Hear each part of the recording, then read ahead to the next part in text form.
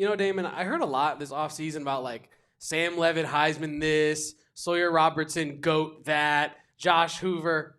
Well, let's not talk about that in the podcast, maybe. But Noah Fifita build the statue tonight?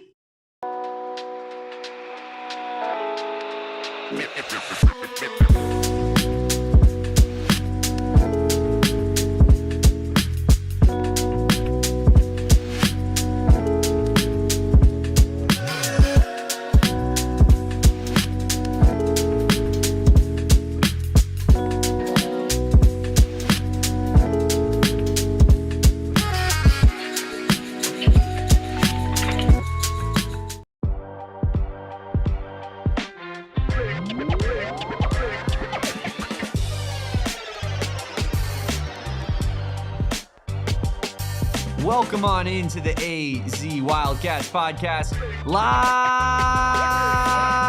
from Studio K, presented by our friends over at Circle K. I am Damon Fairall.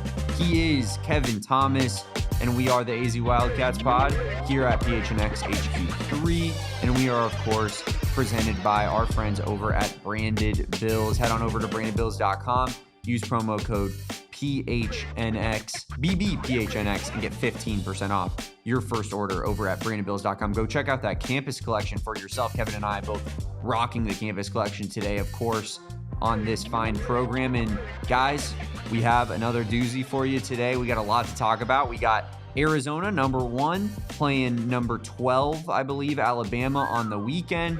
Another banger matchup in the non-con for Tommy Lloyd, who is just an absolute psychopath for this schedule that he has put together, and somehow that Arizona has gone unscathed throughout thus far. And then we also are going to be getting into our Big 12 QB power rankings. And let me just say, it's hashtag special. Sam Kevin. Leavitt last? Sam Leavitt, 16? I can't put him below Zane Flores, but I got no argument for him versus Taven Jackson. I mean, Scotty Fox came in and had a hell of a second half of the season. You know, you have to take that into account too. It would be ideal if we could get some ASU fans in here who would be like, yeah, you're right. He was the 7th best quarterback in the Big 12. That's very true. Yeah, this show would have gone a lot differently in the chat like 2 weeks ago for sure. Oh my God. A month ago, they would have stormed the office and paraded my head around on a stick, Kevin.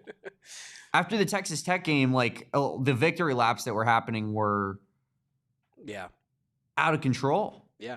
Out of control. And just for all for my preseason ASU record prediction to be correct. 8-4. Guys, I'll be here next year if you need me to teach you about your team again. No worries. I believe you were right about, well, no, we were on the conservative side about the Arizona's record prediction, but still, I think in the actual game by game predictions, you had it right, or were you off? Yeah, on a my preseason prediction was 6-6, which is obviously nowhere close to being correct. But I think I was 10-2 in my actual predictions that we did in our pregame show before every game. With the losses being Kansas State, I predicted a loss against Kansas State, and I think Colorado. No, I predicted a win against Colorado. Cincinnati, I believe. I think it was Cincinnati and So, yeah, I mean, 10-2 is not too shabby. No, not too shabby. In fact, I think it's pretty damn good. You'd rather hit a preseason prediction, though, because that means that you were believing from the start. And I can't say that I was, Kevin. I think you had 7-5, a little bit more on the optimistic side of things versus me. Not that that's too far off, but we're going to get into some Big 12 QB power rankings. Can't wait for it. It's always fireworks when you can get Damon and Kevin going on some good, friendly interconference banter here. And then also just some big news in the world of college athletics. We will get into all of it. But first off, Kevin, how are we doing? Doing good. Happy holidays to everybody. It is officially that time of the year. And we have, if you guys were not watching yesterday's show, we have something to get the Wildcat fan in your life. The Red Line Turnover Sword tee with all of the deflated footballs on it, and even a little dead plush dev up there just to put the cherry on top. If you have not gotten that shirt yet, I will work on the link here in a couple seconds here, get you that shortly. But my mom in the chat said, shirts ordered, let's go. So if you have not got your Red Line shirt, I think you can still get it in time for the Holiday Bowl. So make sure to get that done ASAP. Rep Red Line and help us immortalize that iconic turnover sword. But Damon, I'm doing good. The shirt went well yesterday. People seem to like it. And I think that made my day a lot better. It was not a bad day by any means. Had some good dinner. Watched some good basketball. The Suns played last night. It was a good, entertaining game between them and the T-Wolves. That's a dub. W's in the chat. So yeah, life is good. Life is great, Damon Dog. I know we were talking about this a little bit pre-show, and I know we got a lot more to get to, but it's the holiday season. Is there any traditions that you and your people get into on the holidays? Nothing crazy. We used to always go to my uncle's house, my Uncle John's house. Shout out my Uncle John. Sometimes he watches. I know he'll be excited to hear that, but he always says we gotta get him on the podcast. So yes. This is the first step towards that, I believe. But we always used to go to his house, and he has some horses and stuff. That was always fun. But we have since passed the baton to some of the younger people in our family to try to keep things going a little bit, but. Nothing crazy, nothing too out of the ordinary. Christmas Eve bigger than Christmas Day, but of course, Kevin, I have to go back to this shirt here for a second. It really is that you want to talk about holiday traditions, giving presents. This is the perfect present for anybody in your life that's a Wildcat fan. You got the Red Line element, you got the turnover sword tee. Of course, please, drop some turnover sword, emojis here, I think is the word for it that was escaping me for a half second there. Some turnover sword emojis in the chat, and let's run it up here in lead up to our Holiday Bowl. But yeah, Kevin, gonna be a solid show here today, and can't wait to get into it, my guy. Speaking of the Holiday Bowl, Damon, we will be there. Feet on land, boots on the ground. We will be in attendance for the Holiday Bowl. My buddy hit me up. He went to Mizzou and was like, "Man, we just narrowly missed your team versus my team in a bowl game. We've been waiting on this for forever. You and I being able to watch our teams go tete-a-tete in a bowl environment." And he was like, if that was the case, I would definitely go. And I said, buddy, spoiler alert, anywhere Arizona's playing, I will be in a bowl game scenario. So we'll be in San Diego the Dago. We'll be taking producer Noah Wilbrecht with us, and he will be having a grand time. And let me tell you what, chat, this is the most important part about the Holiday Bowl. And you're thinking, what? Noah Fifita's legacy? What? Brent Brennan's legacy? Oh, Denny Gonzalez. It's the legacy, right, Kevin? No. What's most important is adding another troop to the army, adding another soldier to the baton or the platoon, whatever the hell it is. Noah Wilbrecht is a Michigan transplant. Noah Wilbrecht, when he arrived to do this job here at PHNX, he was not picking any sides. He was like, oh, I see what ASU's got going on with the Big 12 championship. Good for them. Jolly good time for ASU. I'll wear an ASU hat, right? And then Arizona basketball season, you know how that goes. Arizona basketball season came around, and he goes, oh, they got some real juice. They got some juice. That's a lot of fun to root for those Wildcats. Some hoopers. Now, over the course of this year, right, where Arizona football is kind of shocking the Big 12, Noah Fifita's putting on a show this season. Koa Pete comes out, dominates Florida. Noah's wearing a lot of these, chat. Noah's been wearing a lot of these kind of hats. Arizona Wildcats hats, not a lot of Sun Devil hats. And if we can get him out to San Diego for a bowl game victory in the Holiday Bowl, man, we got a Wildcat for life. And that is important, chat. Yeah, it actually, we do have Noah's, fanship on the line here, truly, in this game. So I'm really excited for it. I can't wait to get out to San Diego. I believe the spread is 1.5 in favor of Arizona, which feels pretty light. No? Yeah. We're the number 17 team in the country. They're unranked. I know that they had a solid record this season. I think, SMU went 8-4, right? But the ACC was so garbage. And they lost to Baylor and TCU, two teams that Arizona was, kind of proved to be better than. So I don't know. I think the Cats should be able to get the job done. Maybe we bet the money we spend on the trip with our friends at Bet365 on Arizona spread. Free trip. I'm down for it. I'm down. I don't know. There's got to be some way we can get not just free, but make some money off of this, right? We got to be able to comp something through the company. So maybe we can get a couple Ubers, comp those, take the Uber money, put it into the Bet365 app, turn that around into some cha-ching. But Damon, I'm excited for San Diego. I'm excited for the Holiday Bowl. Having a bowl around the New Year's time is incredibly fun. You and I and Noah will be out there celebrating not only New Year's, but an Arizona Bowl victory. So that's going to be a good time. And I understand that not only is a shot at Noah's fandom on the line, but he's got to learn that San Diego is a top-tier city in this country. Fact. And I've only been to San Diego once. We talked about that yesterday's pod, right? My experience was not exact. It was a bit of a mixed bag, so to speak, right? So I'm hoping to right the ship. I'm hoping to really learn to appreciate what San Diego has to offer beyond just its beautiful beaches, you know? Yeah, no doubt about it. It's going to be so much fun. I know a lot of Arizona fans are looking forward to it as well. So can't wait to get out there. Can't wait to be rocking my Turnover Sword shirt out there as well. Sam Albert's putting here in the chat. He's got Texas Tech to win the CFP and U of A to win the Holiday Bowl, paying for his trip. Wow. Love it. I absolutely love it. I mean, I think there's been too much disrespect towards Texas Tech when discussing all of college football. Like after Ohio State just lost to Indiana, I think Texas Tech has the argument that they're potentially the team to beat in this college football playoff. They are unreal. They really are. And it really, I mean, I might be speaking out of my rear end saying this because I am a younger fella, right? I was not around for all the iconic Texas Tech teams like in my watching prime, right? There's not really that many iconic Texas. You know Tech what I mean? teams. Like all their best performances. I was not necessarily there to say that, but to my understanding, like this is not your Pappy's Texas Tech. Like they are getting it done with defense and just solid offense, right? This is not like gunslinger quarterback going absolutely crazy. And I think never miss an opportunity, Ralph. I love it, man. Earlier Ralph was wondering if my Uncle John could play quarterback, and now he's putting in here that adding in here Texas Tech does in fact have the best loss in all of college football. So I mean, yeah. Fair enough. And that defense is real. They have the best loss in college football, and the defense is incredible. How that Rodriguez guy got snubbed from being a Heisman finalist? Did I have that correct, or did I get sent-held? Did he not make the Heisman finalist list? Who? Rodriguez for Tech, the linebacker. Ooh, not exactly sure. I don't think that he did. He'll be in the top 10, I would imagine. I feel like he should have been in the top 5. Yeah. What he was able to do for that defense was only incredible. 4 go to New York, right? Like that was the thing with Scat last year. He was 5th and probably should have been 4th, but he was 5th, so he didn't get invited to the ceremony. People in the chat are saying that I'm correct and he did get snubbed and that he's not in the top 4. I feel like he should be in the top 4.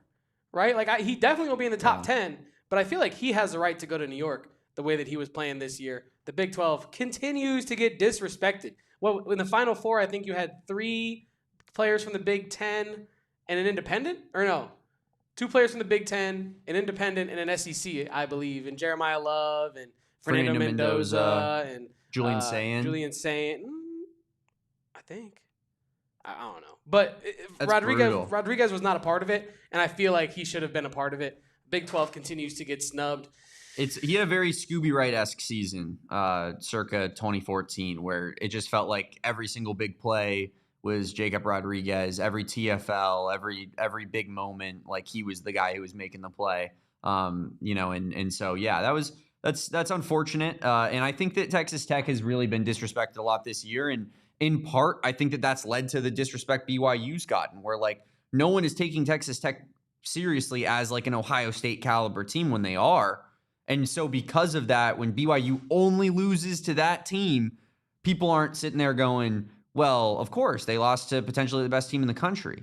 Like that doesn't mean that they shouldn't make the playoff, but that's not how Texas Tech is viewed. They're being viewed as a regular Big 12 team. And now, this is what I was arguing because I saw a lot of Arizona fans that didn't want BYU to make it because I think, of the way that the loss happened, the double OT loss this year to BYU happened, the noise that BYU fans make after they beat you because they are such a passionate fan base that they are all over this content in the chat, on Twitter, like they let you know about it, and fair play to them. You know what I mean? Like they're typically not very disrespectful about it, and I appreciate that about BYU fans. But like I did see some sentiment of like we're rooting against BYU, right? And it's like, no, man. I think that this was really bad news for the Big 12 because BYU had, from a resume standpoint, strength of record, strength of schedule, better record, better losses. They just didn't have the better wins. That was the only thing BYU didn't have over the Notre Dames, the Miamis, and the Alabamas of the world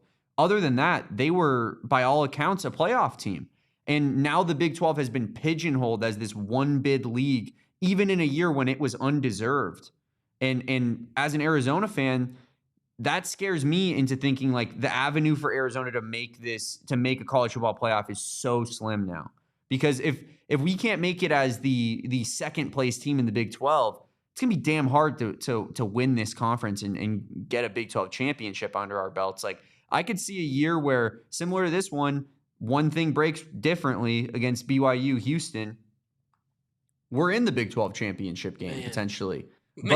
But we probably don't beat Tech in the Big 12 championship. And then what, Kevin? We don't make the college football playoff because we lost to Texas Tech. Like that would really suck, man. And I feel like this was bad news for the conference in general, the way that all of this played out.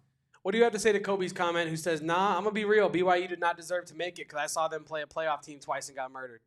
Well, I mean, couldn't you say the same about like in Alabama and the way that they played against Georgia? And I think Alabama deserves to be in it. I'm not saying that they don't. I just think that, you know, you can use that kind of logic in similar senses for different teams in different scenarios. I just think that if you're 11-2, your 2 losses are to a top 4 or 5 team, a team that's getting a bye, a team that I think is arguably the best team. I know that they played bad in both those games. I mean, the first half in this game was at least close. Like it wasn't, it really started falling apart in the second half, similar to how like Texas Tech beat Utah, right? Where it was a close first half and then the game kind of got away from them. And I just think BYU earned the opportunity over the course of the regular season to be in this playoff and prove themselves against a non-Texas Tech opponent. I understand that logic, but it's like I don't need to see a half SEC college football playoff every year. Otherwise, the regular season to me doesn't matter. Like Texas, the fact that Texas was even in a conversation when they had 3 losses, including a loss to 4-8 Florida, to me is everything that's wrong with the sport. That eliminates you right there. 3 losses, lost to a terrible Florida team. You're eliminated. You're gone. And BYU is like, in a way, they're being like kind of shot down because they played in a conference championship, because they made that extra mile, whereas a Miami can't even make the conference championship in their dog water conference. And that's the part, like that's where I'm talking about with the inconsistencies that it starts bothering me when you really fledge it out. It scares me for the future of the Big 12, the future as an Arizona fan, hoping that there's a year, you know, once every 10 years where we're fighting for a spot in the playoff. But unfortunately, it seems like we're going to have to run the whole conference if we want that to happen. Yeah, it does feel like Arizona's going to have one of those like once in a lifetime kind of seasons to make it to a CFP because of the current status of the bracket, like the way that they do the committee and the whole thing, where if you are just a mid SEC team with a decent resume that has a couple wins at the right time, you can make it in over a team that's been dominant all year but might have lost in their conference championship. And for me, what BYU has done this year, that is the definition of what a college football playoff team is supposed to be. Lose your quarterback halfway through the season, or not halfway through the season, 3/4 of the way through the offseason. True freshman comes in there, gets coached up, utilized correctly, led to a Big 12 title, conference game where they inevitably lost to another team in the CFP. This is not like the ACC, right? Where if Miami were to have made the conference title game and then lost to, Duke or whoever, Wake Forest or whatever, in that eventual conference title game, like, is that what you want for this conference, right? Or for this state of the sport? Like, I don't know. I'm at the point with the CFP bracket and the committee to where I'm just like, they're going to make bad decisions every year now. And we're going to, come on this show every year and say this bracket sucks. This committee doesn't know what they're doing. And there just has to be a simpler way to do it to where it is more streamlined and the 12 best teams in the country get in. And there's none of this like being able to manipulate it and being able to pick favorites. And for me, it's not even like best though. Like because then you could say Alabama deserves to be in it no matter what they do every year because talent-wise they are up there with the best. But it's about what you do on the field in your conference. And no one's saying that the Big 12 needs to be on equal terms with the Big 10 and the SEC. Like it needs to be even split all the way around. I would never say that. I think that this conference consistently is going to deserve 2 teams. That's not a crazy ask in a 12-team playoff, in my opinion. Yeah. So that's where I really start taking issue. Like I hear you, M, and you said that, there's a Georgia, Alabama beat Georgia earlier this season. They also lost to FSU. They also almost lost to South Carolina. They also escaped with their lives versus Auburn. Like, those are two not good teams at the end, and a bad team that they lost to, a very bad Florida State team. So that's where it's just like, why is none of that being talked about with Alabama? But then you look at BYU, and the only thing people can say against them is that they lost to the best team that they played twice by a lot of points. Yeah, and we also have a comment from Kobe, letting off some takes here in the chat, who says, I think that a part of it as a conference is we got to schedule harder out of conference to prove ourselves in the Big 12. BYU played Portland State, Stanford, and Eastern Carolina, in non-con, so nationally it just didn't look good. Do you think there's any credence to, like, Arizona, if you really want to be in that conversation, you're going to have to schedule some harder games than, like, Weber State in the non-con to make sure that teams, when you get 5 weeks in, can say, like, oh, well, Arizona has that win against so-and-so school. That's not a bad program. Maybe that might be what needs to happen. But again, like, this is why are we having to jump through hoops when the SEC is scheduling the Citadel in week 11, literally.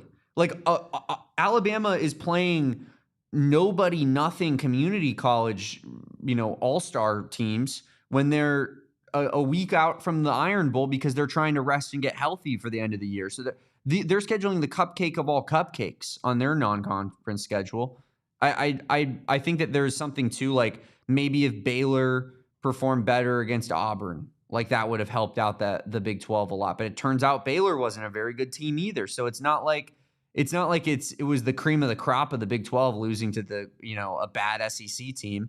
Now ASU, that hurts us a lot. That was bad for the conference, right? No, yeah. Losing to an awful Mississippi State team that got one win in the SEC with the team that was touted as they're going to have a dynasty in the conference. That was not good, and I agree, the non-conference this year was not the best performing slate. I just think that, like, in actuality, like, what would be a more fair system would be, like, if there was, like, a BCS style point system that, like, in formula that ranked these teams, and if there was, no chance BYU wouldn't have made this college football playoff. 100% they would have been in. I think it's just personal conference biases and whatnot that are kind of taking over in that moment. Damon, I don't know if you saw this news from this morning, but I have a bone to pick all of a sudden with a different voting committee. Maybe not a committee, but just a different award system, a different award being given out in general. And I want to talk about that after our first break here on the AZ Wildcats podcast. So you know the drill. Leave a like, drink your water, and don't go anywhere. It's the AZ Wildcats podcast. We'll be right back. If you are looking to rep the Arizona Wildcats this bowl season, there is no better place to start than at Rally House, the one true go-to shop for all your Arizona Wildcats merchandise and needs.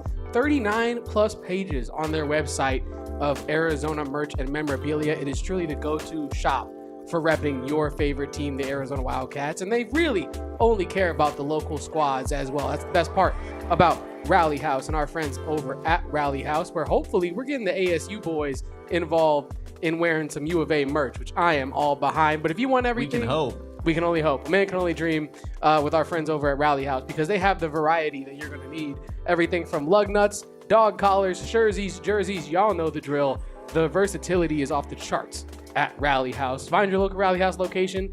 If you're up here in the Valley, you got Tempe, Mesa, and Glendale, and shop their entire product assortment online at www.rallyhouse.com today. Shout out Rally House, and also shout out the holiday season, Kevin, because who doesn't love a good little holiday season, Christmas traditions? Do you have any traditions that you and your family like to share during the holidays typically, Kevin? You know, my family is really not one for this, but mine might be getting involved with some Smirnoff. Okay. David. I'm not going to lie to you. It might be just a little tradition for me. I don't know what to tell you, but I might have to get involved with our friends over at Smirnoff in the holiday season, because one thing's for sure, Smirnoff likes hanging out with the Arizona Cardinals, but I will be partaking from my couch in some Smirnoff this year. But if you want to get into it, December 31st is your place to go, right? Absolutely. It's actually December 21st I at said State 31st, Farm Stadium. And Smirnoff is giving fans the chance to try their signature serves featuring the spicy tamarind flavor. I can vouch for it personally. This came out towards the end of my time in college at the University of Arizona, and I can say that this flavor actually does knock it out of the park. Go check it out for yourself if you haven't tried it already. And shout out our friends over at Smirnoff, friends of the University of Arizona, I would argue, Kevin, based off of all of our times in college there. Shout out Smirnoff. If you're cheering on the Cardinals in person against the Atlanta Falcons on December 21st, go check out their Smirnoff truck and go hang out with them. Go check out what they have to offer over there. Welcome back into the AZ Wildcats pod, where we were discussing the CFP and we were discussing bowl season. We were discussing all these different things, Damon, but I saw something just now on social media. Well, actually, Roberto, the coffee guy in the chat, brought it to my actual attention because that's just the kind of chat we have. They're so dialed in. They're so locked in. They're seeing stuff before I see it, and this is my job. But I will say this. The Broyles Award finalists were released 3 hours ago, and you would think, okay, so is Danny Gonzalez number one finalist? Is he number two finalist? Like, how many votes did he get? And these are the finalists. Mike Bobo, offensive coordinator, QB's coach for Georgia. Of course. Offensive juggernaut that was Georgia this year. Bryant Haynes, defensive coordinator, linebackers coach at Indiana. That makes sense, right? Corey Heatherman, DC at Miami, who did not even make their title or Big 12 not Big 12. They did not make their conference title game. I know Arizona did not either, but come on now. Matt Patricia, defensive coordinator at Ohio State, because he is working with JUCO players and bags of beans over there. Like, I don't know. Ohio State has some of the best players in the nation. And then Sheil Wood, defensive coordinator for Texas Tech. How is Danny Gonzalez not on this list, Damon? Yeah, that's pretty egregious. That's a who's who of teams that college football wants to prop up and make into the golden child. But here's what I'll say. I did some slight just quick research here on Miami. They were 6th in points allowed per game. It's pretty impressive. 13.8 points per game. I'll give some credit to that dude. Georgia has a lower ranked offense than Arizona. Okay. Wow. Georgia has a lower ranked offense than Arizona, and Arizona's offense was not better than its defense this year. That was not the strength of the team. And then you look at Matt Patricia and you just say, what in the hell? Ohio State? DBs? Players flock there. More importantly, defensive players and DBs flock there as well. DNs flock there. Yeah. Sonny Styles is an unbelievable linebacker. Yeah. Right? Mm-hmm. Reese is unreal as an edge rusher. That one is shocking to me. The Matt Patricia one is shocking to me. In what world does Matt Patricia deserve to win the Broyles Award as the best coordinator in the sport, Kevin, when he plays a schedule of, let me wait for this gauntlet. Are you ready? Yeah, I'm ready, man. Arch Manning in Texas, who was a stud this year on offense. Mm-hmm. Grambling State, Ohio, Jed Fish's Washington, Minnesota, Illinois, Wisconsin, Penn State, Purdue, UCLA. This is in order, by the way. I just named 7 cupcakes in a row. Rutgers, then Michigan, the high-flying Michigan Wolverines offense with true freshman Bryce Underwood at quarterback, and then Indiana. They finally played a real offense, and they only gave up 13 in that game. But, come on, man. Arizona's defense would have 8 against that schedule. Yeah. And they have the most talent. It's ridiculous. It is ridiculous, and our favorite bird in the chat, Real Pigeon, brings up the point that wasn't this a fan vote, so it's just a bunch of popular/big schools. And I think that, yes, and that is what I was saying before the break of, I have a bone to pick, and it is Kobe's comment, is that why are the semifinals for, I would say, one of the more, prestigious coaching awards in the sport? Maybe I'm wrong on that. Maybe I'm missing some, but it feels like being the best coordinator or assistant in the sport should be heavily revered, no? So why are you I understand getting the semifinalist list from fans. I get that. You want people involved. You want people to know about it. You want people to pay attention to the Broyles Award stuff. But you cannot let the semifinals be decided by who has the most fans with the most time to vote, right? Like Danny Gonzalez, I'm sure he got a ton of votes from Arizona fans. He got a ton of votes from me, a ton of votes from people in the chat. But we're talking about look at these teams, Damon. Yeah, the teams tell you everything you need to know. Georgia, Miami, Ohio State, Texas Tech. The only team that doesn't have the most, I mean, even Indiana has a huge fan base in the Midwest, right? In all the states.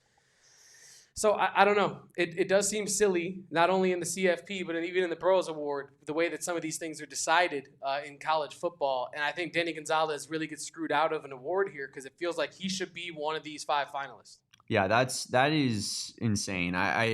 You hate to see that. In better news, Kevin, Noah Fifita is a finalist for the Polynesian College Football Player of the Year award. Nice. It is Jacob De Jesus, Spencer Fano, Noah Fifita, Ola Ione, Iapani Lalolu, Makai Lemon, Caleb Lomu, Jaden Mayava, Francis Maugoa. He's the Miami offensive lineman. He's really good. I don't know how to say it though. And then Cade Ulu Ave. That was I don't see that one was one where like the first couple names were pretty easy to read. Yeah. Like 3. Yeah. So then I convinced myself that this was something that I should get involved in. And then I realized on name 4 that I was like, wait, this is a tough task that I'm asking myself to do right now. And yeah, you know what? We gave it a try anyways. Sam Alberts in the chat says, I think you should have let Kevo read those names. And honestly, I'm happy that Damon went ahead and went after that. Did you hear Kevin reading the Polynesian name like 3 days ago on the pod or whatever it was? It was not pretty. It was not pretty. And also, Rhino, there's only one guy in the world, on the planet, that his first try has gotten Rhino. I'm not even gonna do it because only one white guy, I think. Yeah, that's the big distinction that needs to be made there for sure. But yeah, Damon got that name right, and so I'm inclined to let Damon have all of the Polynesian names on this podcast going forward. But yeah, do you think Noah Fifita can get the job done? Max in the chat says he imagines that Fano will get it. Are you of the same mindset? Yeah, I think Kobe makes a good point. Like Lemon and Fano just have more notoriety given that they're being considered first-round prospects. Noah does have the factor of being a quarterback, which helps him. But as we saw with LJ Martin getting the Offensive Player of the Year, like it didn't help him in that case. Ridiculous, I could definitely see it be a situation where it's given to one of these other guys who's getting more first round consideration. Fano will probably get it. I think that would be the one I would be more okay with. I think Noah Fifita would deserve it over Makai Lemon personally. Especially given that his quarterback is also on that list and also a fantastic player. And, USC played another cupcake schedule in the Big Ten. It's really, you want to see something shocking? Look up every good Big Ten team and the teams that they beat this year. It's pretty embarrassing to look at. It really is. Who's who of cupcakes? 100%. Who's who of the bakers in the West Coast? Every schedule reads exactly like the Ohio State one that I just read you, where you go like Penn State to Rutgers to UCLA to Purdue to Wisconsin to Minnesota, and you're sitting there and you're like, how do they have just endless garbage teams to play on their schedule? I wish that was us. Like the Big 12 is at least competitive, like the bad teams in the Big 12, unless you're like Oklahoma State this year, are typically like going to give you a shot. West Virginia, like that wasn't an easy out at the end of the year, So I don't know. It's ridiculous. Yeah, the Big Ten love in both football and basketball is indeed very ridiculous. Damon, I understand that while we're on the topic of Big 12 and award season and just big macro college football stuff, Utah, what is going on with their private equity stuff? Yeah. I was seeing our guy Ralph, I don't know if he's still in the chat. He was in the chat earlier. I saw him tweeting about it, but I am not smart enough for this. Maybe you are. Do you have any preliminary ideas to what the hell is going on with Utah right now? I believe we have the report available here, and this is via Ross Dellinger, and he said, in a groundbreaking endeavor, the University of Utah Athletics is entering into what could be a $500+ million equity partnership with Otro Capital, featuring the creation and shared ownership of a for-profit entity to operate athletics, sources tell Yahoo Sports. I'm not going to claim to be like, Mr. Finance up here, Kevin, and like be like, well, here's how it works. I'm gonna mansplain finance to you, Kevin, so that you can understand it. But please do. I need it. And no, I don't. I'm not going to say I even understand it to that level. It just seems like it's not good news for college athletics. College athletics has always, there's always been this facade of, at least we care about the student athletes. This is about the student athletes. They always say student athletes, right? Like they emphasize it so much. And they're athletes before they're students before they're athletes. Sorry. The second that we're dipping now into this, the ultimate goal then now for a for-profit company is to make profit, which means that we are fully delving into like the formation of this being a professional league, essentially. It's already has been, but it's like very like openly capitalistic now, whereas there used to be like way more sense of regulation prior, and now you could argue it's way more out in the open, but I would argue that given that it's not illegal, it also is way more prevalent now, what we're seeing today in college sports. And it just feels like bad news in general for the sports that we fell in love with and the reasons that we fell in love with it. I'm not saying that the Arizona Wildcats are going to be gone in the future or whatnot. And this does feel like the after effects of this would happen ways down the road, right? Like it wouldn't be a thing that like tomorrow is going to like ruin Arizona's basketball team, but it just feels like it's going to be different than what it's been. And it feels like we've kind of held on, even though it's changed so much in the last like even 10 years, college sports. We've still held on to it and grasped this idea of like, well, it's still the same. We still like the Arizona Wildcats, the University of Arizona. But like this is now where you start being like, all right, well, they're trying to make profit and they're paying the players and they're creating super leagues, and you're like, it's just becoming a minor league professional sports league that's very popular. No, and I wanted to talk about something that Kobe said in the chat as well as it relates to the Utah thing. And he said, it is also said, allegedly, that boosters can buy shares in this said entity so that they can have partial ownership of their athletic department. And that, to me, is insane. That's insane. I'd be down if any of the Arizona former Arizona grad billionaires invested anything into this athletic department. That would be sick. I mean, it'd be incredible. I mean, please, DRF, sell out as soon as possible. Let's get all the top 5 recruits to Arizona basketball. Let's get all the 5-star QBs and DBs to Arizona football. And let's sell out immediately to Humberto Lopez for whatever the price is. And then I also wanted to talk about Michigan State a little bit, because I don't know if this is in the same vein, but them getting that like $500 million investment as well. It just feels like, you're right. Like it is becoming like which company, not which program, like which franchise can get the biggest investment from their owner or their boosters to have the biggest contract on their team. It's like we're looking at a world where years down the line, this could be like baseball. And you know this well, where I know, Damon, I know. It's painful, but that's what we're looking at, in my opinion, right? Like down the road, you have like a Texas Tech, or you have a team that just says 1 year, you know what we're going to do? Buy up everybody. This transfer portal cycle actually is just a Texas Tech cycle, and we're just going to get everybody that we want because we have the coffers to do just that. And I don't want to see that. I don't want to see that universe, but it does feel like the more we get these private entities, the more we get these $500 million investments into certain programs, that it is kind of going to be like did so-and-so enter the portal this year? Would you like another couple $1 million to make sure that player gets to where I went to school? It's unfortunate. It does. It just feels like the death of what we fell in love with, truly. And we're always, I think most of us here, very small minority people, maybe not, but like we're always going to care still. It's just not the same. And it sucks to see. Can you scroll up in the chat? There was a comment somewhere that I wanted to talk about here. Oh yeah, the Saudi money thing with Kobe. Yeah, there wasn't it. North Carolina didn't Mike Lombardi. He did take a meeting. He already went to Saudi Arabia to try to get Saudi money for their NIL fund. He did this offseason. He so took a meeting, yeah. We're already kind of in that realm already. And the answer is Bill Belichick. The answer is always, we're going dirty to try to get an edge. Who would be the first to do that? Bill Belichick is the answer. Bill Belly.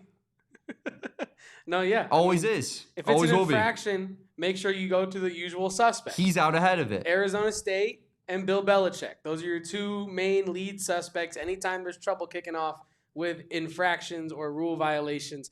But yeah, I'm glad that at Arizona we do at least have the opportunity to tap into some pretty wealthy people. Now, whether or not they answer the phone, whether or not they open up their checkbook, that is the next step in this process that I think we're constantly as fans calling for. Like, why can't we have this type of investment with our elite alumni and our very well-connected alumni association? But yeah, Damon, that Utah thing definitely threw me for a loop. Max had a funny comment, as he usually does, earlier in the chat, saying that he hopes that he can trade Utah athletics on the New York Stock Exchange one day. And I was wondering, like, can we do that? If it's private, isn't that the opposite? Don't you need to be public for that to be the case? No? Yes. And how soon would you spend your life savings on Arizona basketball stock? And just sell it once Tommy Lloyd wins his 5th national title? Man, like, we're in the place now where it's like it kind of already is like that with NIL in a way, but like you have to invest your own money for your team to be good. You can trade stock in GCU as a school. Yes, GCU is a publicly traded university owned by a publicly traded company. What's the price?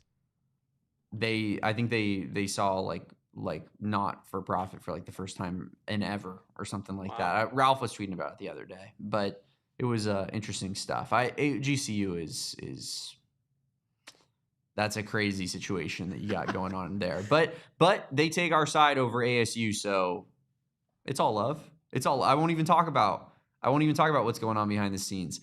Kevin, we got to talk about some Big 12 QB power rankings. We got one final ad break here. We'll get into those, and then we will give you the long-awaited final Big 12 QB power rankings. Where does Noah Fifita end up? Where does Sam Leavitt end up? Couple minutes. The husband and wife law team. You don't get just the word "the" thrown in front of your tagline for any other reason than the fact that you are elite at what you do. And Mark and Alexis Breyer, the husband and wife law team, are just that for people here in the Valley, because Phoenix is their home, where they have raised their 8 children here in the Valley. And that is why the focus is always on client results and giving back to this community that has given so much to them. The team brings hundreds of years of combined trial experience to the table, multiple certified specialists in personal injury and wrongful death as well.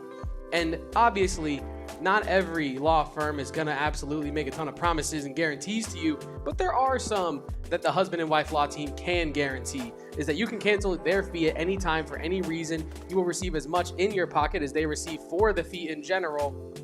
Even if they have to reduce their attorney's fee to get that done, they will do that for you. And you have the right to trust that they, as your lawyers, will tell you both the strengths and weaknesses of your case. I think that's the best part. Transparency and honesty is key in these kind of situations. So if you have had a serious injury, please call the husband and wife law team first write this number down. I tell you every day. And if you haven't done it, you're going to need it one day, and you're going to regret not writing it down. That number is 602-783-8841, 602-783-8841, or visit their website at the link in our show notes below and tell them PHNX sent you. Yeah, you're going to want to remember that phone number, of course. And then also you're going to want to remember that there is no better stocking stuffer than our friends at Arizona Lottery. If it is the holiday season, you're looking for something for someone that you care about, and you're trying to find something small for the stocking. Kevin, is there anything better than getting that physical piece of ability to scratch it off, win some cash? It's like getting cash, but it's even better because it's interactive as well. And it just has the illusion that you didn't put anything in the stocking. Hey, why don't you go reach in there for a second? Oh my God, it's a stack of 5 Arizona Lottery scratchers, and I now have the chance to win up to what is it here? It's an unbelievable amount of money here that you can win on the largest cash prize that they have. Was it $250,000? I'm not seeing it here, but I believe there's a $250,000 cash prize on the biggest scratcher threshold that you can reach. Play the holiday tickets from Arizona Lottery. They also have one that when you scratch it, it smells like candy canes. We love our friends at Arizona Lottery. And we are so happy to be sponsoring with them again. They have $80 million in cash prizes that they're willing to give out this holiday season. You guys just have to go to a kiosk. Circle K's got a lot of them, Kevin. Get yourself some scratchers and give them out during the holiday season. Play and gift today with our friends at Arizona Lottery.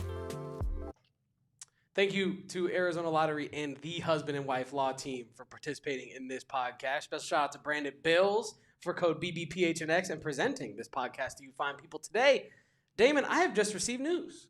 I have just received some very important news. And let me just say, the text I received, if it's true, all I can say is, wow. Because one head of content here at PHNX, Leah Merrill, has just sent me and Damon a text that says, Wildcat, bear down. That did not say that, but it did say that our hotel room, Damon, in San Diego, beautiful, coastal San Diego, will have water views. We're going to have ocean views. We got an ocean view room? Oh, yeah, big time. That's if that's true.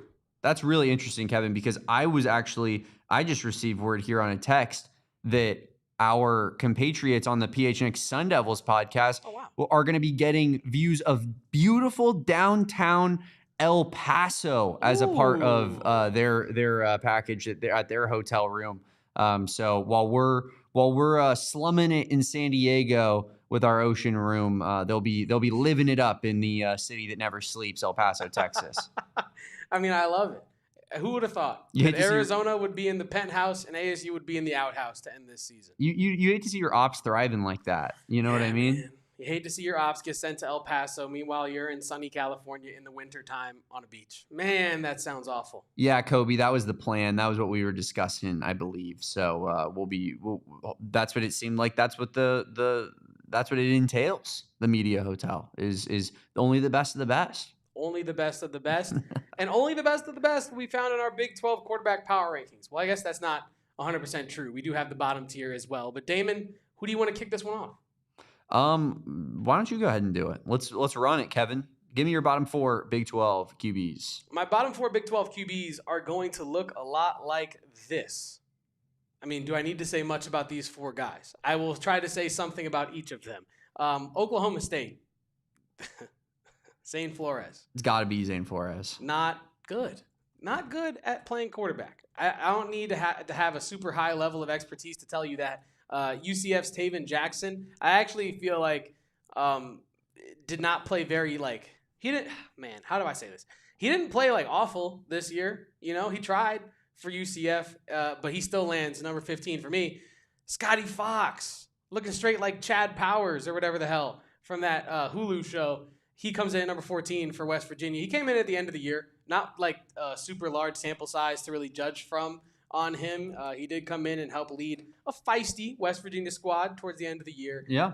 Caden Salter coming in at number 13, though, Damon. That is one that if you had told me Caden Salter would be the 13th best quarterback in this conference this upcoming year, I wouldn't have been falling on the floor, shocked, freaking out, asking you what drugs you're on. But I would have been pretty surprised to hear that Salter, one of the most sought-after transfers, I feel like, at the quarterback position this past offseason, goes to Colorado, and the Dion effect lands him at 13 on this list. I would have assumed he fell somewhere in the middle, maybe even at the higher end of the middle, poking into that top 5. But he falls in at number 13. Kobe Sims, you know what? I'll ask you this question now, Damon. Well, no, I'll ask you this question a little bit later. Let's get into your bottom 4 here, but we will get into the Jeff Sims, Sam Leavitt of it all. We will. And I think that Kevin and I decided to go with the players that played the majority of the snaps at that position for that team over the given course of the season. So I believe Sam still played more than Sims. If Sims was on this list, though, he'd be maybe higher than those 4 quarterbacks. I think so. I don't mean to be like propping up Jeff Sims, but he kind of did his job. I mean, he won Arizona the Territorial Cup. He did. He did, in fact, do that. Quite the feat. He left a sour taste in ASU fans' mouths, but pause. But at the same time, ASU fans were the same people that were hyping him up for weeks, being like, we got Jeff Sims playing good ball at QB. Y'all don't stand a chance. Big 12 Offensive Player of the Week. So I don't know. It's interesting to see how, one game just changes everything. It was I heard the take earlier before the Territorial Cup game that this is like this rivalry in this specific game, because of the teams both being pretty decent, was like it's such a legacy making game. Very memorable game. Like whoever was the reason for the wins was really going to stand out and as like a legend forever. And I think Jeff Sims was like, unfortunately, on the opposite end of that spectrum. So much so that like he made such a disaster of a performance that he will now forever only be remembered as a total and complete disaster by ASU fans, which is fair in a sense, but also, like I said, they were the same people that for 4 weeks straight were like, this guy's incredible. And you're like, yeah, okay, sounds good. As Kobe said, like the only game that he lost you was the Arizona game. And like, there's no telling if Sam Leavitt is even wins you that game, because Sam's offenses were less turnover prone, but they weren't necessarily performing better on the scoreboard than Jeff Sims's offenses were. We could truly break it down, but it was only like a couple points different with those two QBs starting. So I don't know. Interesting stuff. Into the Caden Salter part of things, Kevin. Like I honestly, he played terrible this year. It was an awful decision by him to transfer to Colorado, a team that clearly was going to take a downturn after having so many good players last year. I don't know what he was thinking. He clearly got like just Deonified. Seriously, like he did. Know, yeah. In Colorado, like they probably would have been better served just playing Julian Lewis the entire season. And then Caden Salter would have been definitely better served going to a program that was not Colorado, right? And he was decent at Liberty for sure, but that step up seemed to be too much for him. My bottom 4 QBs here, I believe, look the same as yours. But honestly, like I kind of threw these together, in a hurry at one point. I'm going to go ahead and just I'm switching Scotty Fox and Caden Salter. Wow. I think Scotty Fox played a better season than Caden Salter, especially when you factor in how they ended. And that matters a lot for me. How you were trending at the end of your season, where Scotty Fox was playing his best football once he started getting his feet wet and he had suffered a major injury the year prior. Like, I think you got to give a guy like that a little bit more grace. Whereas Caden Salter was the experienced, grizzled veteran coming into a team that was supposed to, if you listen to DNVR buffs, win 10 football games, 9 football games, right? Yeah. And unfortunately, you're nowhere close. I think Caden Salter was abysmal when I watched him play football this year. Julian Lewis was better than him. Like, he was really, really, really bad. It's so weird what went on with Colorado's offense this year, where you have so many like NFL heads around there, like so many NFL brains, and you have fans after every game being like, what even is this offense? Do we have guys calling this offense? It's a crazy situation at Colorado right now. Moving into the next tier on our final Big 12 QB power rankings, I got Avery Johnson at 12. He had an up and down season, big time, not just the team, but Avery Johnson as well. I think he had some good points during this year, but overall, what he was expected to be and what he actually was, definitely disappointed. He comes in at number 12. Yeah. For the same reasons. Say that for his whole career, truly.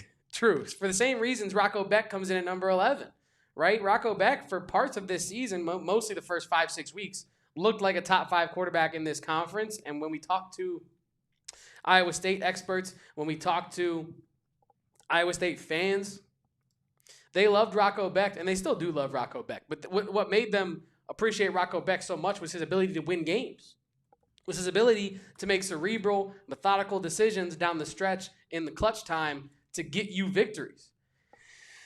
And Iowa State was getting it done for the first 5-6 weeks of the year.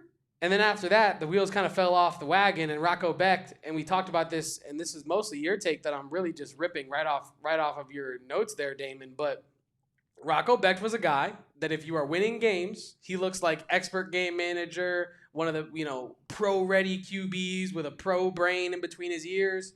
And then when you're losing games, it's like, okay, well, why was Rocco Beck not good enough to help you get over the hump in some of these games? Is it because he is a game manager and he is not actually an elite level athlete at that position? or is it because of his team? And it felt like this year kind of a mix of coaching and Rocco Becht just not being that special quarterback that would be needed for a team like Iowa State to get over the hump. 10, Baron Mama's Meatloaf Morton. We gave a lot of slack to Baron Morton this year for a guy who just went out there and won a conference title. But I can't shake the feeling that for a quarter and a half, Will Hammond looked like the greatest quarterback I'd ever seen. Yeah, he really did. And then when Baron Morton came back, I'm like, yeah, that's a decent quarterback. And I know Will Hammond came in and played more games, and he did not look that good. And he looked mid, and then now he tore his ACL, and who knows where his career goes and what his development looks like. But for a quarter and a half, he was pigskin Jesus. Special. he was quarterback savant. You know what I mean?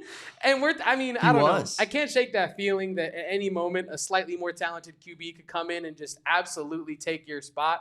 And as like Kobe said, he's just decent. That's kind of just it. Like he's a good player. This is a good quarterback conference. It's not disrespectful to put you 9th in a good QB conference or wherever you had 10th. Like he's still a good player. He's a good college football quarterback, but he's not special in any regard.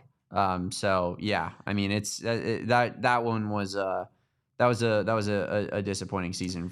Not really a disappointing season. Didn't really do anything, especially with how insanely talented his team is. His running backs are both incredible. He has an elite offensive and defensive line, the best defense in the conference. Like, he should win games with that, arsenal around him. But getting into my bottom half here, Kevin, I believe obviously we're going to be semi-similar here. I got Avery Johnson 12, just like you. I got Rocco Becht 11, and I have Connor Wigman 10 instead of Baron Morton at 10.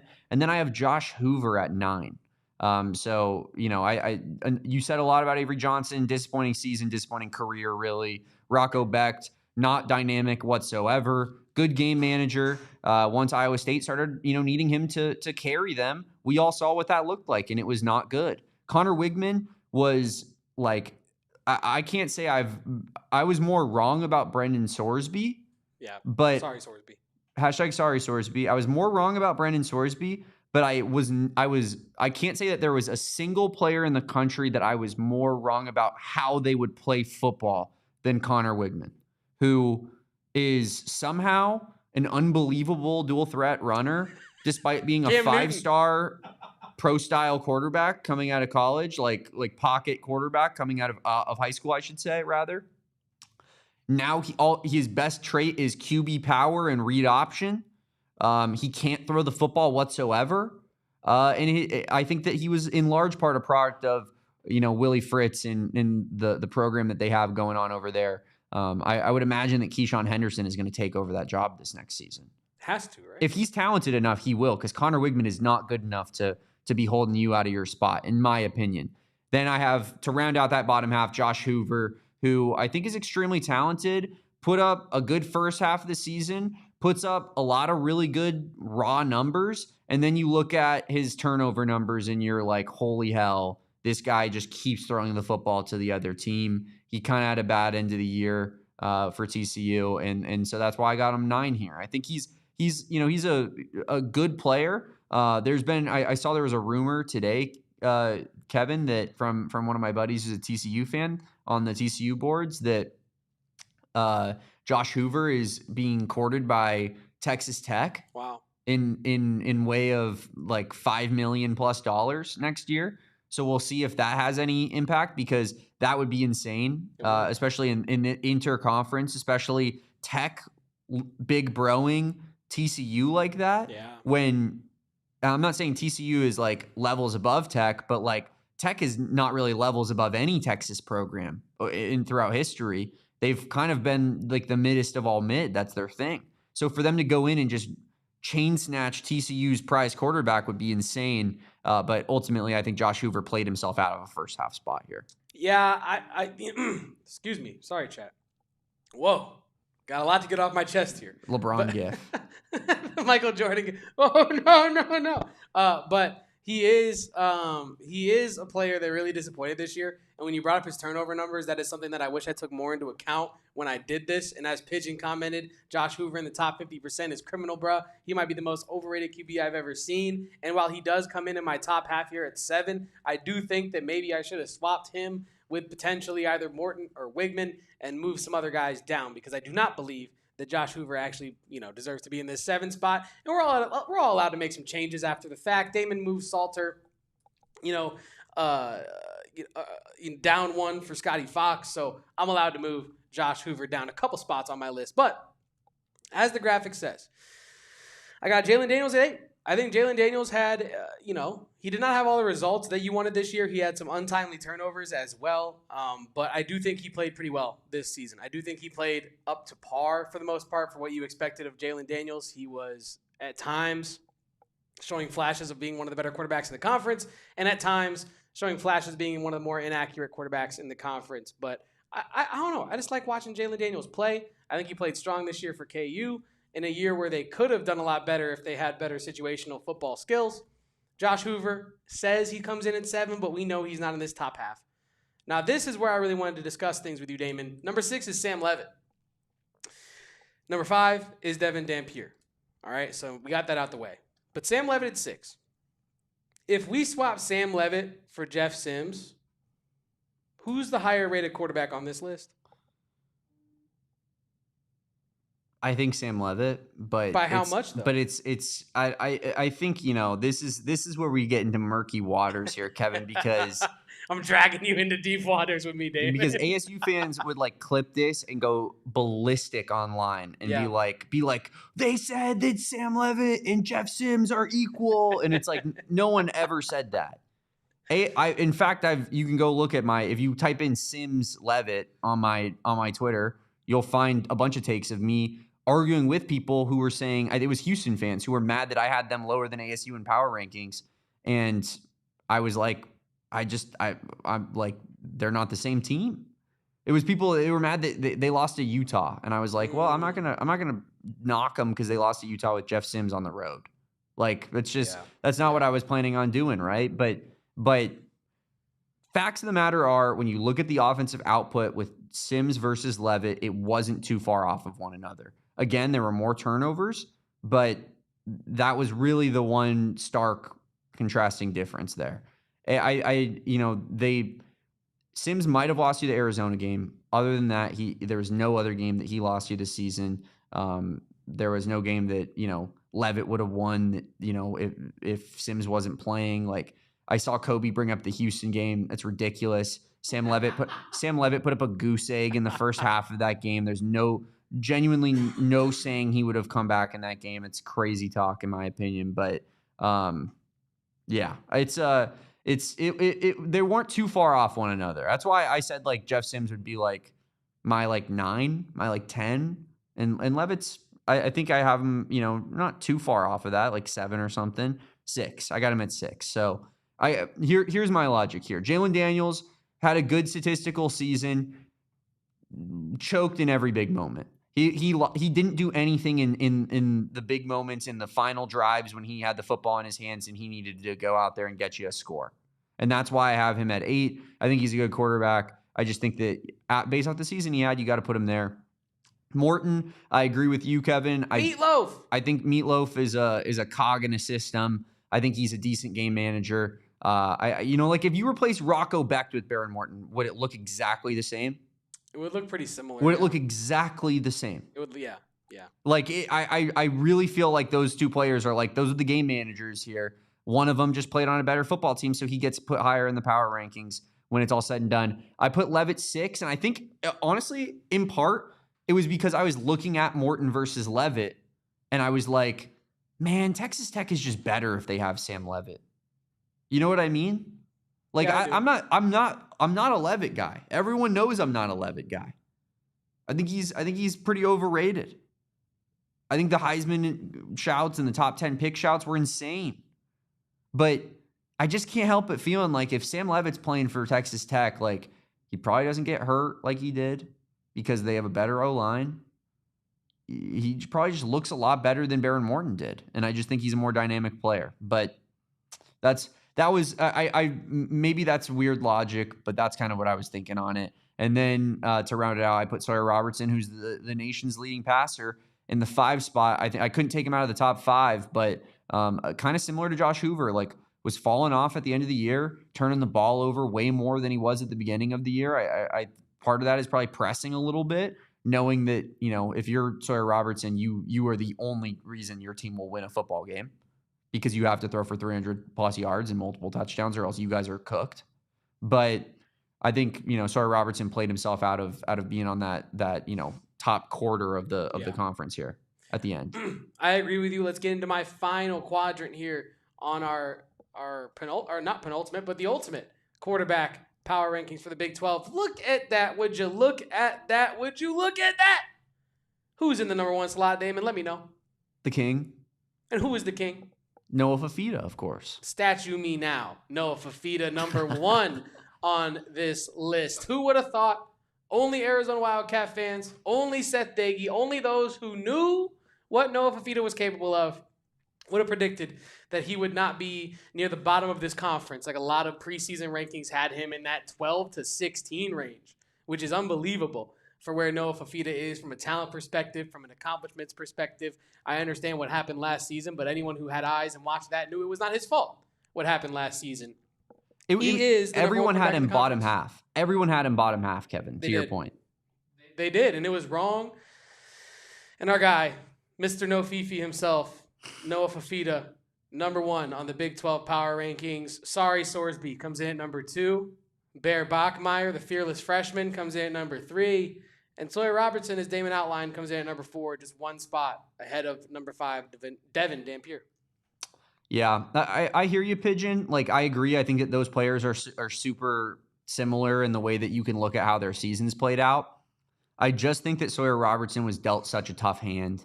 Dave Aranda is a garbage coach. Baylor is a declining program. Their defense was the worst in the entire conference. That was like a competitive team. And, you know, like it was a really rough set of circumstances.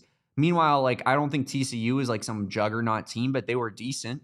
And Josh Hoover was still playing like that at the end of the year, right? And it's like, I think if Sawyer Robertson had better players around him, he would have looked a lot better. Yeah. And I think that he still was like keeping Baylor in a lot of these football games. So Arizona versus Baylor was a tight game going into the 4th quarter. And, you know, he had a good offensive output in the first half. Like, it was, you know, he's a good player in my opinion. Just a really unfortunate set of circumstances that he was dealt here. And then rounding out my list, I did put Bear Bachmeier in the 4 spot. I was just kind of going through it, Kevin, and he didn't really have any passing game that was like super impactful. He's obviously a great player. He's obviously the future of this position in this conference. And you know, like, if I was doing a preseason list next year, I'm gonna put him above Devin Dampier, right? I'm gonna look at him versus Noah Fifita and have that conversation with myself. But in year 1 as a true freshman, he was not passing the ball with consistency. A quarterback's job is to pass with consistency a lot of the time, but he's such an unreal runner. He's such a physical runner for a freshman. He's such an unreal runner, and you could just see it. And he was taking care of the football as a true freshman, and he was just, you know, like, he was game managing from a passing standpoint. He was dynamic enough with his feet that it gave him something extra and helped push BYU over the top, especially against Utah and Arizona in particular, and their 2 best wins, frankly. But I love Bear Bachmeier. I think he's a great player, but I don't think he's better than these next 3 guys. Devin Dampier. I said a lot of stuff about Devin Dampier in the offseason, Kevin. Maybe, you know, I've got a lot of sorry Sorsby going out on the channels, but no hashtag sorry Devin. Which, you know, maybe I owe that as well. But I thought that he was going to be a little bit too small for this conference. I thought that he wasn't going to display enough passing ability. And it turns out, you know, you don't really need to be the most dynamic of passers of all time if you're a really good runner. But Dampier did have a good passing season, 2,100 yards, 22 touchdowns, 5 picks. And that's with his ability to run it on the ground. I think he missed a game in between as well, right? Like, he didn't play the entire schedule. Yeah, I think he missed one for an ankle or something like that. Yeah, he had a really good season. Got to be top 3 for me. Brandon Sorsby has got to be number 2. You want to talk about elevating your team, Kevin? This Cincinnati team is nowhere near as good as they were this year if Brandon Sorsby did not play the football that he did. 2,800 yards, 27 touchdowns, 5 interceptions, and then added 580 with 9 touchdowns on the ground as well. Sorsby was incredible. He was in the Heisman conversation about 10 weeks through the year, up until Arizona beat him, basically. And there's a reason that he was the second-team Big 12 quarterback, and he deserved it. That leaves one. Hashtag sorry, Sorsby. And sorry, continue. I just wanted to get that hashtag out there. No, I hear you. We need to be doing that, running that up as much as possible. But that leaves one, Kevin, and that is the king, Noah Fifita, who, you know, I've seen some stuff of like, well, he won it because it was a battle of attrition. Correct. You're right. He did play a full 12-game schedule and performed admirably in every single game along that entire schedule. Sacked quarterbacks in the conference, so his ability to stay healthy is actually availability is a skill at that point. He's not like completely avoidant for contact either. He'll lower a shoulder. He'll try to spin out of it as much as he can or get away from it. But to your point, not only is he the most, available, but he's taking hits at the same time. He's available and he's durable, Damon, our king. Yeah, he is our king. Well, and Arizona had the best turnover margin in the country this year. And in large part, that's because Noah Fifita is so damn, safe with the football. 5 picks, Kevin, threw 26 touchdowns, so had an over 5-to-1 touchdown to interception ratio. And then I don't have the stats here in front of me right now, but I don't remember him fumbling hardly ever, if at all. If someone could look into that for me real quick, he had a very small amount of fumbles for a starting quarterback who played all 12 games and was playing in every game that mattered. Like, he wasn't even missing any snaps. You want to call it a war of attrition? Sure. That's fine. My quarterback is healthy. He plays 12 games. He's durable. He's a leader. All of this stuff factors into why Noah Fifita is your first team Big 12 quarterback. And it was for good reason. Like, he's taking care of the football. He knows when to be dynamic with his arm. He has the ability to make every throw in the entire book. Right? Like, this is not a situation where, he can't like push the ball downfield. He's not really doing anything with it when he gets it. Like, no, this dude can swing it on a 25-yard out route. Like, Noah Fifita has the arm talent to do every single thing that he needs to do on a football field. And it showed over the course of this entire season. He's the reason Arizona's 9-3 in large part. I know the defense played a lot into it, but like, you don't do it without this guy, without this dude's leadership, his experience, and blessed to have him at Arizona. Like, there's been 3 Arizona first-team Big 12 quarterbacks, and he is now one of them. And now he has an opportunity to do something that no one's ever done, and that's win 2 double-digit win seasons. With a season in his pocket yet to play as well, Damon. So, yeah, our king, Noah Fifita, top quarterback in the Big 12. We tried to tell you. He was an elite level thrower of the football. He might not be an elite height, right? Like, if we've seen people, it's that time of year, Damon, right, where people on Twitter are like, "Dog, imagine if Noah Fifita was 6'4", how quickly he would like." I don't care. He's not 6'4". I don't care. And he's still a hooper. He's an absolute baller on the football field. And honestly, I'm kind of happy he's not 6'4", because if he was, he'd be gone. He'd be at USC. He'd be absolutely gone. At Utah, like, he would have gone out of high school to one of those schools that just recruits at a slightly higher level than Arizona consistently. I know Utah was his dream school. Like, he probably would have gone to Utah if they had given him the opportunity. But their loss. Like, there's a Arizona's gain from believing in a guy like that, despite what conventional thinking would tell you is the move there. Yeah, and also Noah Fifita believing in the program, and when many quarterbacks conventionally would not believe in the Brent Brennan vision that he had. Man, how inspirational is Noah Fifita? Build the statue right now. Build the statue. Start construction before we hit end on this podcast today, because Noah Fifita is the number 1 quarterback in the Big 12. These are our final official Big 12 quarterback power rankings for the 2025-26 season. Damon's got this. I have got this. Chat, where did we go wrong? I know Josh Hoover's way too high on my list. Please don't flame me anymore, Pigeon. I love you too much, and it hurts my feelings. I'm kidding. Damon, what else you got for us today before we get on up out of here? What do you make of? I saw some discourse people because our friends at AZ Bandcat Sports posted a cool little meme of Noah Fifita's future statue, and it was kind of popping off, and it had a lot of ASU fans in the comments, Kevin, being like, "Oh, that's what an Alamo Bowl gets you in Tucson, huh?" What do you think about that sentiment? It's just ignorance. Like I say this about a lot of, I think, like, people that aren't diehard Arizona fans looking into the program and the fan base and judging things upon being outside. Like, look, man, what Noah Fifita means to maybe not the average college football fan, right? Maybe he does not mean much if you are an Arizona State fan. Maybe he does not mean much if you are a Texas Tech fan or a Miami fan or whatever. But what he means to the city of Tucson, as someone who's not even from Tucson, is felt. It's unbelievable, right? Like the decision, it honestly has nothing to do with the Alamo Bowl. I mean, obviously that is a part of it, right? But what really cemented the love and the respect and reverence for Noah Fifita in the city of Tucson was his decision to stay. His decision to commit, yes, to Arizona, but to the city of Tucson, to its people, to its fans, to the foundations he started, to the people he's met, to the babies he's kissed, to the hands he's shaken. You know what I mean? Like, every interaction Noah Fifita's had, he is loved in Tucson. I'm sure, every single one. But, like, his ability to cover all the noise, hear all these dollar signs being thrown his way after a 4-8 year with the last year of you and your best friend, Tedderone McMillan, there's a lot going on there.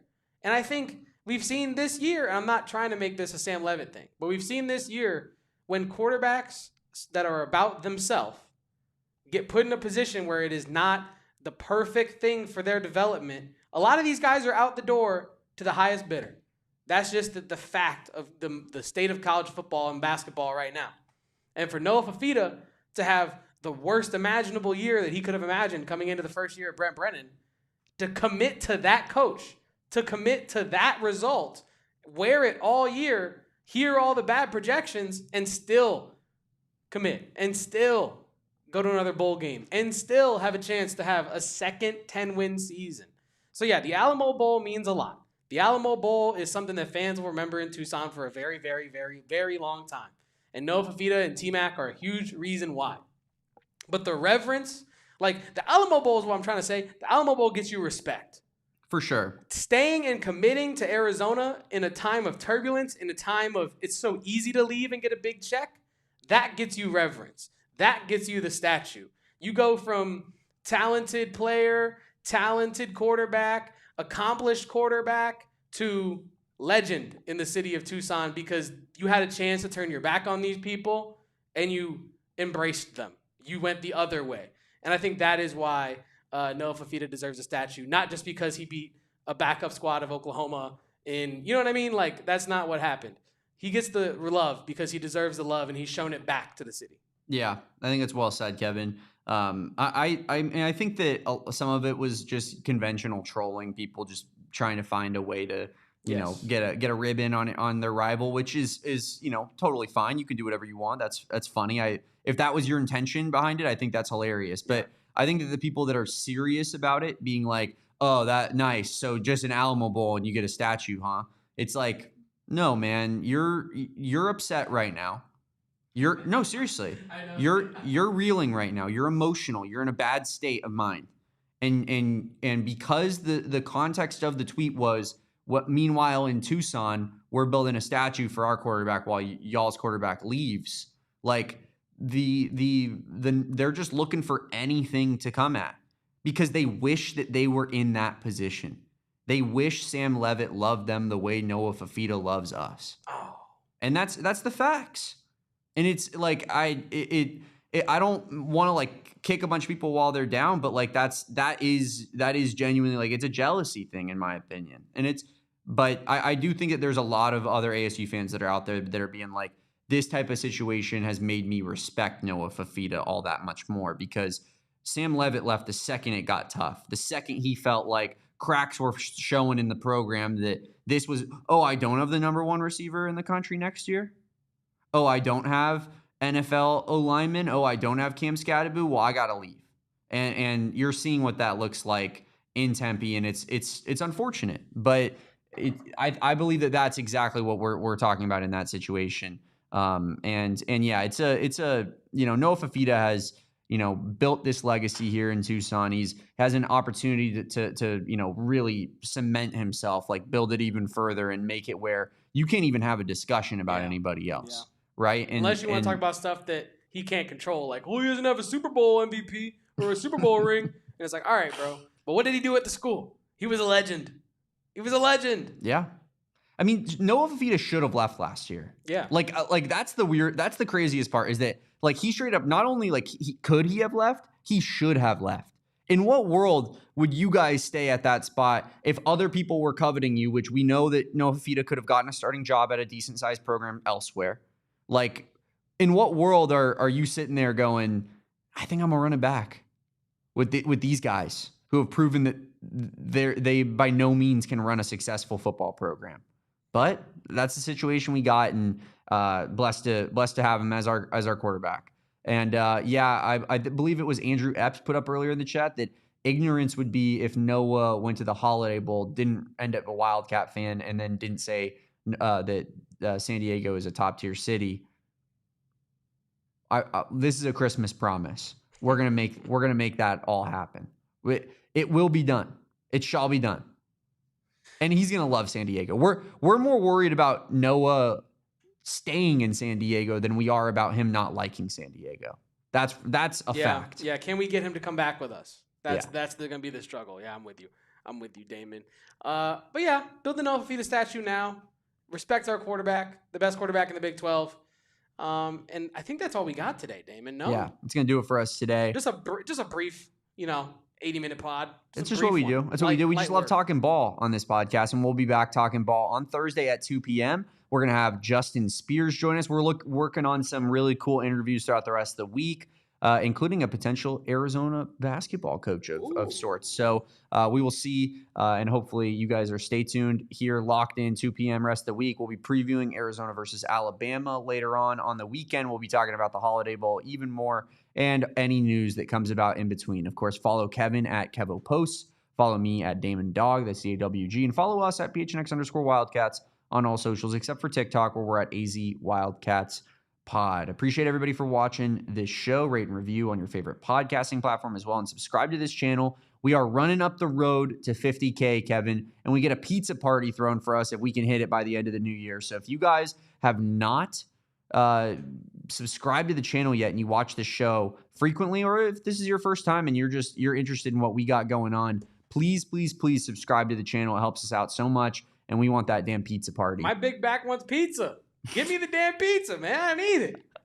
Kevin wants some damn pizza, Free people. pizza's on the table, and you're not going to get it to me, man. Get a friend to subscribe, and then get that friend to get a friend to subscribe, and we'll be quite on the road. Help a brother out. Help a big back out. Yeah, no doubt about it. Max, we'll see what we can do on the San Diego Zoo vlog side of things. It's a great zoo. It's a great zoo. I love a zoo. Do you? Oh, yeah. St. Louis, genuinely, I'm not memeing. St. Louis mentioned, has one of the best zoos in the country, and it's completely free. Wow, that's actually really cool. There's Yeah. a couple, I've been to another zoo, I think that was free. It might have been the National Zoo in DC. I've But been to that one, too. yeah, Kevin, maybe we gotta hit the San Diego Zoo. It's a special zoo here. That might be one where they might not let Noah out. They might think they might think we're supposed to cage up Noah. Yeah. We might take Noah into the zoo, and they might not let him out. So we'll see if we're legally allowed to do that. Yeah, no doubt about it. Drop those turnover sword emojis in the chat and run up these turnover sword emoji. Well, I guess they're not emojis, but run up the turnover sword shirts in the ALLCITY Network locker. Guys, we are trying to sell this shirt. It will impact how much that we can sell other products and make future products that you guys love. And it's just a great gift for any Wildcat fan in your life. So whether it's like a parent, a friend, a coworker, you name it, get the Red Line Turnover Sword shirt, the perfect pairing for the 2025 Arizona Wildcats football season that we all just witnessed. Of course, it's $34.99 in our locker. Go check it out. Post it on your social media. Kevin and I will make sure that we follow you from both of our accounts, from our Beat account, and we will repost from all three. Appreciate everybody who has bought a shirt thus far. We've seen some really good results early on, and we are excited about the potential opportunities to make more shirts down the line, make more merch down the line, and of course, run these shirts at the Holiday Bowl. Yes. Just sounds electric. Sounds like it was written in the stars. I might wear mine to the zoo. Okay. Let the animals know what's good. Red line, that's what's good. Did you know that No. our guy is from St. Louis here? I don't know if he's from, but he lives in The green M&M. And I was gonna ask him what high school he what high school he went to in the chat, but that feels like a little bit of maybe potential, I don't know, personal information. Nah, Kevin needs to know exactly what high school you went to if you're from St. Louis, because that is Mickey knows. I was with him in Texas. He found out somebody was from St. Louis, and she asked him what school you go to, what high school you go to. And Kevin was telling me like an hour before that's the question that everybody from St. Louis asks. So you have to drop that there in the chat. But we appreciate everybody for watching this show. It's been great. It's been a lot of fun hanging with us, doing some Big 12 QB power rankings. And we will catch y'all later on a Thursday, 2 p.m. edition of the AZ Wildcats pod. Until then, peace out. Bear down. And go Cats. Buy the red line shirt right now. We all silly like the mayor.